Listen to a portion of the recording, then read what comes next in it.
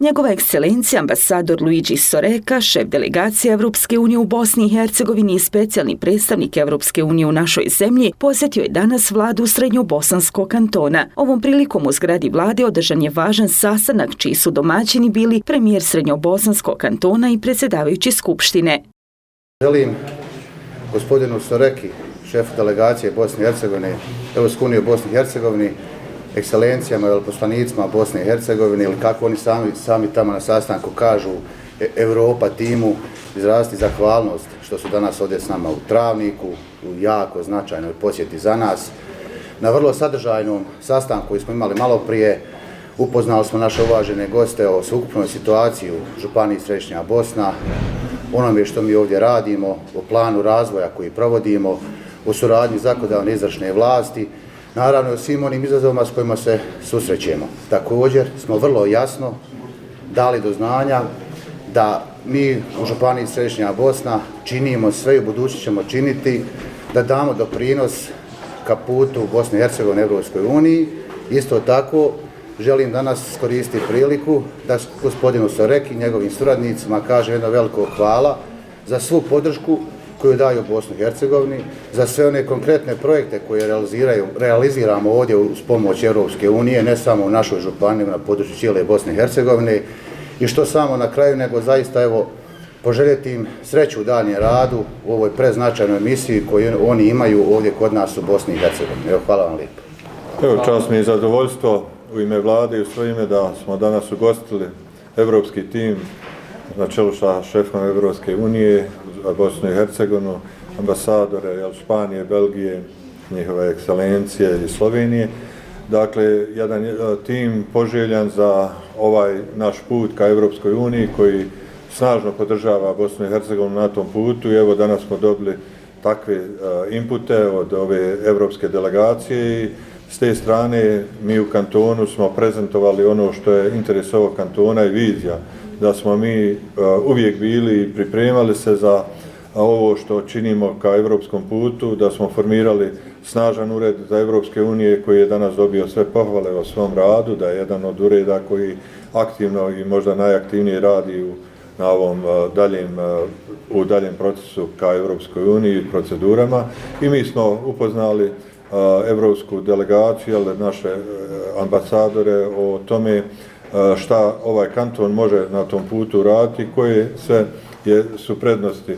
I naravno želimo da istaknemo da smo upoznali ambasadore i sa stanjem trenutno u kantonu. Rekli smo da je ovo kanton koji vrijedi i vrednuju ga kao najstabilniji ekonomsko-politički, u kontinuitetu radimo i uzajamno se pomažemo, dogovaramo sve što je interes građana ovog kantona.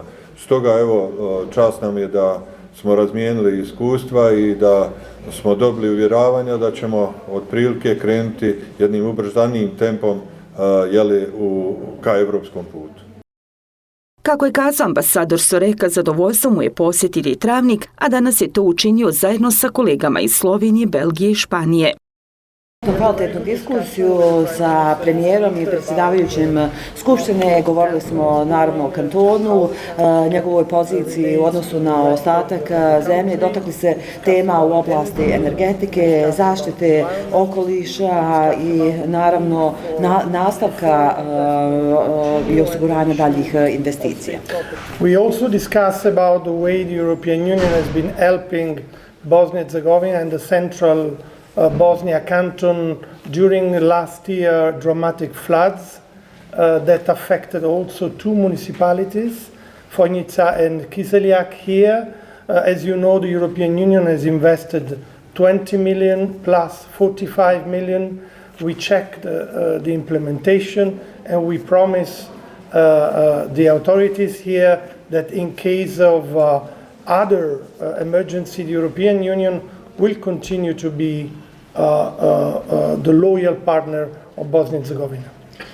Naravno, razgovarali smo, o načinima i oblicima podrške koja je već i prisutna od strane Evropske unije na prostoru Srednje Bosanskog kantona. Vi ćete se također prisjetiti prošle godine prilikom dramatičnih i razornih poplava dvije općine, Kiseljak i Fojnica, iz ovog kantona su također bile pogođene. Evropska unija sa svoje strane je osigurala finansijsku podršku, prvo sa direktnom podrškom od 20 miliona eura, potom još dodatnih 45 miliona eura. Uvjeravamo domaće vlasti sa svoje strane da mi svakako pratimo realizaciju ispunjenja ovog obećanja koje je dato i mogu još samo potvrditi sa svoje strane da u slučaju nekih drugih eventualnih vanrednih okolnosti Evropska unija će i dalje biti uz vas kao vaš najlojalniji partner.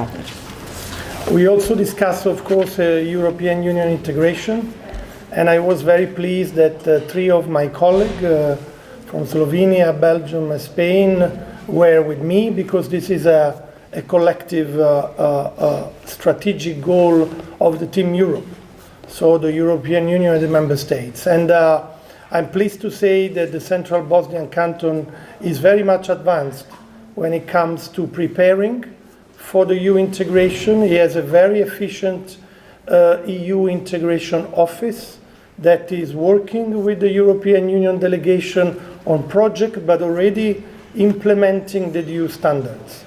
70% of the work that Bosnia and Herzegovina will have hopefully soon to make in order to become a member state happens at a local level.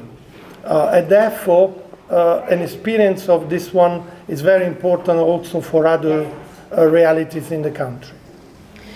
Mi smo se neminovno dotakli teme evropskih integracija. Zadovoljstvo mi je da sam danas imao priliku da budem zajedno sa troje mojih kolega ambasadora Slovenije, Belgije i Španije, imajući u vidu da ovo jeste jedan zajednički kolektivni strateški cilj na kojem svi radimo u okviru tima Evropa. Dakle, Evropska unija zajedno sa njenim državama članicama.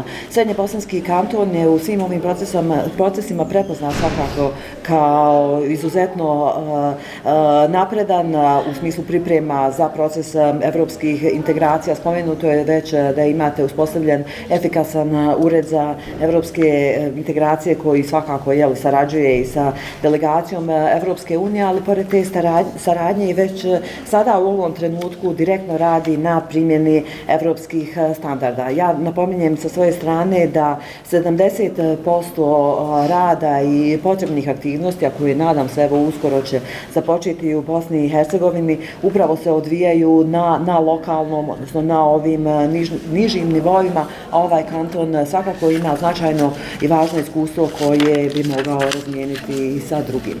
And finally, we discuss about the reform agenda and how the reform agenda will be important also for the canton, for the whole country, to help this country to develop economically, the area of education, the area of infrastructure investment, green energy, all areas that will greatly benefit the BH citizens. And we discussed about the importance of rapidly intervene and not wasting much more time in making sure that this important 1 billion euro of investment can benefit the whole country.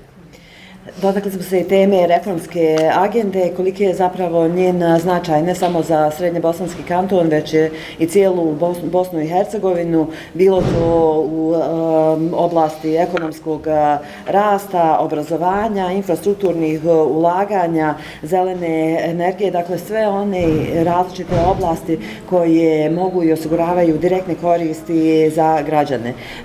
Saglasni smo da se ne treba trošiti i dalje razračiti vrijeme, već zapravo vidjeti kako se može raditi zajednički kako bi što prije se te pogodnosti osigurale za same građane. Osim Travnika, dio dvodnevne posjete podrazumijeva još i posjete Šipovu u Bosanskom Petrovcu i Bihaću. Tokom posjeta veleposlaniku Soreki su se pridružili ili će se pridružiti i veleposlanica Belgije u Bosni i Hercegovini, veleposlanik Irske, veleposlanik Slovenije, veleposlanica Švedske i veleposlanica Španije u našoj zemlji. Posjeta je dio kontinuiranog angažmana Evropske unije s lokalnim zajednicama i vlastima širom Bosne i Hercegovine kako bi se podržale reforme na putu zemlje ka članstvu te istaknuli projekti koje Evropska unija finansira, a koji potiču razvoj, socijalnu koheziju i prilike za mlade.